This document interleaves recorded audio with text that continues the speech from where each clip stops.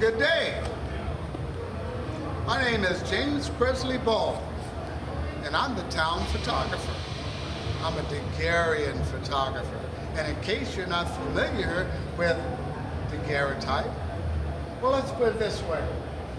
This, my friends, is the infancy of photography.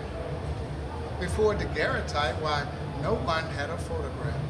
Only wealthy people had a portrait, which means they hired an artist to draw or paint their image. Now, that process was very time-consuming, even more expensive. That's why only wealthy people have an image of themselves. But in 1839, a Frenchman by the name of Henri Jacques Daguerre invented daguerreotype. And with daguerreotype, not only can I stop time, but I can make a memory tangible. And the way it works is that if you were to stand in front of my camera for 1 minute, don't even bat your eye. Why? I could record your image, and it would take me less than 4 hours to get it back to you. At a price much, much less than you pay an artist. You see, daguerreotype has made the art of self-images affordable for the everyday working man. Between 75 cents and $1.25, why, you too, sir, could have an everlasting image of yourself. Like these fine folk over here.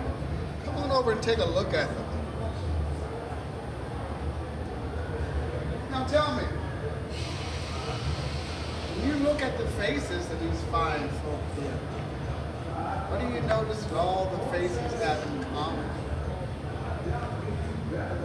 Certainly not saying cheese. No, nobody's smiling. And that's because it's impossible to maintain the same smile 1 minute. And that's why in my gallery here, I have braces. A brace called a third man. Why?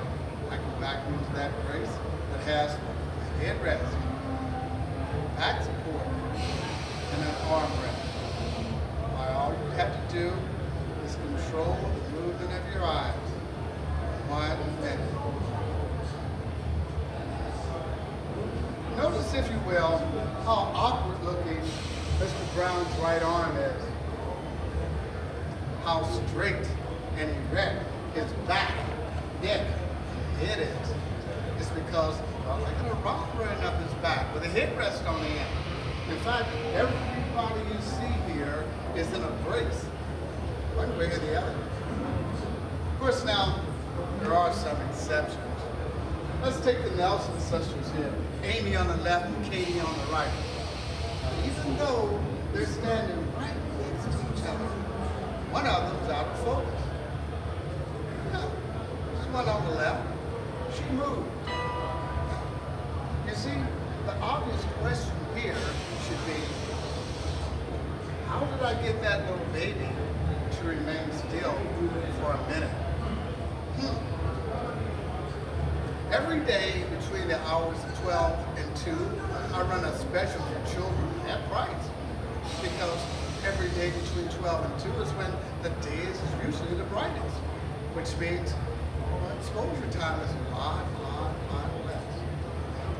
And if that doesn't work, well, I have this little device up the bird that I can make him flap his wings. It's called Watch the Birdie, Watch the Birdie, Watch the Birdie. And if that doesn't work, I just go across the street there to Mr. Merrill's drugstore and get a little lot of it. Now, everybody who is anybody is trying to get in my gallery to get their image struck. Why? Not long ago, John Roebling was in. And I asked him, I said, well, Mr. Roebling, when are you going to finish that bridge over there?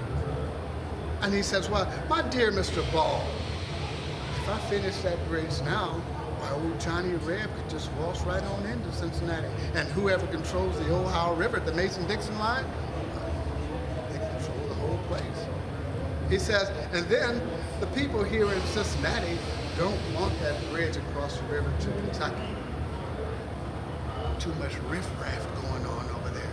There's drinking, gambling. Somebody gets killed over there every night.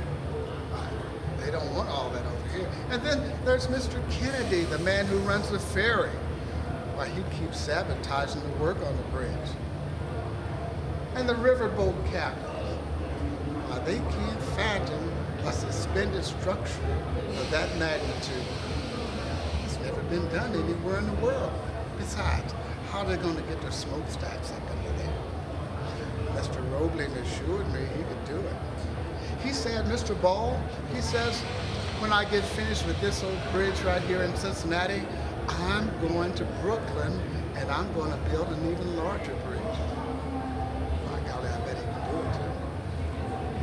Well, my business is so good these days that photographing dead people is perhaps 1/3 of my business. Why, just last week, Mr. Smith, who lives down on Front Street there, poor man died in his sleep. Family called me before they called the undertaker. Don't you know, before I got down to the Smith residence, why the family had gotten their dad up out of the bed, they had washed him, put his clothes on him, took him to the parlor, and gently sat him down in his favorite chair. Now, before I arrived on the scene with my camera, the entire Smith family had been summoned for a family portrait. Uncles and aunts, cousins and nieces, they all came and gathered around Mr. Smith, just sitting there. I took my camera and I recorded that incident. Well, needless to say, I had no trouble with Mr. Smith moving. It was his wife, who was superstitious. Why, she was afraid I'd rob her of her spirit, steal her soul. You see, friend, the whole idea here is that everybody wants a lasting image of their loved one before they put them away. My mother died about 10 years ago, and believe me, there are times I find it awfully difficult to remember what my dear mother's face looked like. But I don't have a photo to constantly remind me. Well, I got to get back in here and do some work.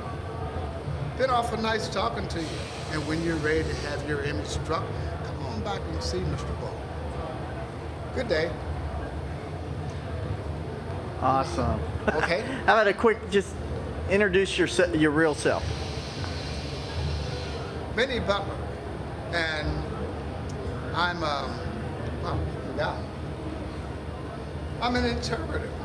And probably this is the most fun I've ever had in my life to teach. Because it's like stop the world. I'm getting off 3 days a week. You know, you come down here and while you go to the dressing room and you become somebody else. You know, I wear about 5 different hats.